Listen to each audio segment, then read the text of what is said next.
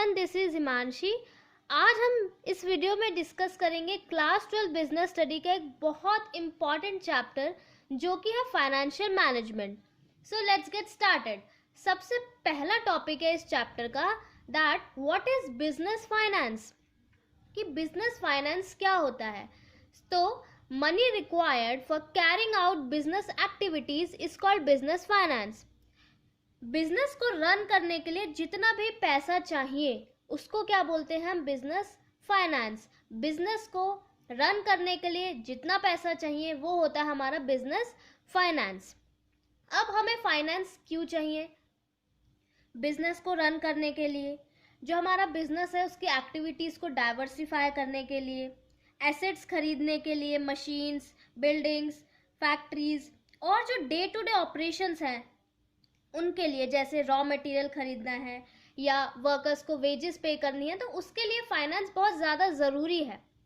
तो इसी वजह से availability of efficient finance is very crucial for the survival and growth of business. Business के लिए फाइनेंस का होना बहुत ही ज़्यादा इम्पॉर्टेंट है।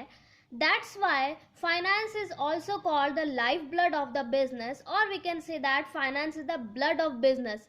मतलब फाइनेंस को हम बिजनेस का ब्लड बोल सकते हैं, क्योंकि फाइनेंस के बिना बिजनेस रन ही नहीं हो सकता। बिजनेस को रन करने के लिए, एसेट्स खरीदने के लिए, एसेट्स खरीदने के लिए, वर्कर्स को वेजेस पे करने के लिए, हर चीज़ के लिए पैसा चाहिए, है ना। तो इसलिए फाइनेंस बहुत ज़्यादा इम्पॉर्टेंट है। तो ये टॉपिक हुआ हमारा बिजनेस फाइनेंस। अब हम देखते हैं फाइनेंशियल मैनेजमेंट क्या होता है। बहुत ही सिंपल वर्ड्स में अगर हम इसको देखें, फाइनेंस को मैनेज करना ही फाइनेंशियल मैनेजमेंट होता है, कि हम फाइनेंस को किस तरीके से मैनेज कर रहे हैं वो हमारा फाइनेंशियल मैनेजमेंट है। Financial management is concern with flow of funds and involves decisions related to procurement of funds, investment of funds in long term and short term assets and distribution of earnings to owners। तो financial management हम बोल सकते हैं कि that की financial management basically किससे concerned है हमारा, कि जितने भी हम डिसीजंस लेंगे कि हमें फंड्स कहाँ से प्रोक्योर करने हैं, हमें अपने फंड्स कहाँ इन्वेस्ट करने हैं, लॉन्ग टर्म एसेट्स में करने हैं, शॉर्ट टर्म एसेट्स में करने हैं, और distribution of earnings to owners. तो ये हमारा बेसिकली फाइनेंशियल मैनेजमेंट है कि हम अपने फंड्स को, अपने फाइनेंस को किस तरीके से एफिशिएंटली यूटिलाइज कर रहे हैं। तो ये है हमारा फाइनेंशियल मैनेजमेंट। अब हम देखते हैं ऑब्जेक्टिव्स ऑफ फाइनेंशियल मैनेजमेंट क्या होते हैं। What are the objectives of financial management? The main and foremost objective of financial management is to maximize the wealth of equity shareholders।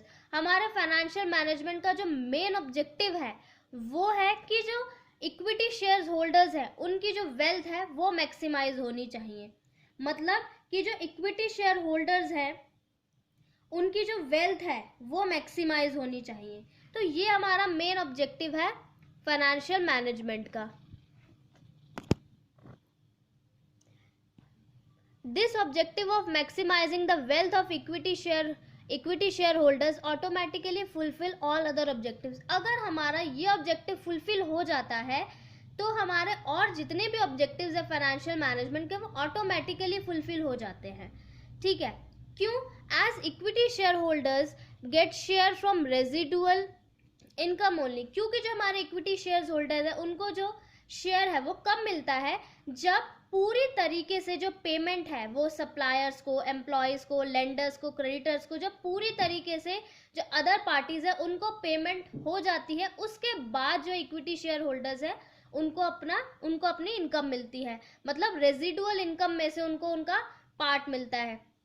तो इस वजह से अगर इक्विटी शेयर होल्डर्स हमारे गेन कर रहे हैं तो जो ऑटोमेटिकली जो और अदर पार्टीज हैं वो भी ऑब्वियसली वो भी गेन कर रही होंगी, है ना। तो इसी वजह से with the objective of wealth maximisation of equity share holders following objectives automatically gets achieved. अगर एक ऑर्गेनाइजेशन में इक्विटी शेयर होल्डर्स की जो वेल्थ मैक्सिमाइज अगर हो रही है तो जो और ऑब्जेक्टिव्स हैं वो ऑटोमेटिकली अचीव हो जाएंगे। कौन कौन से?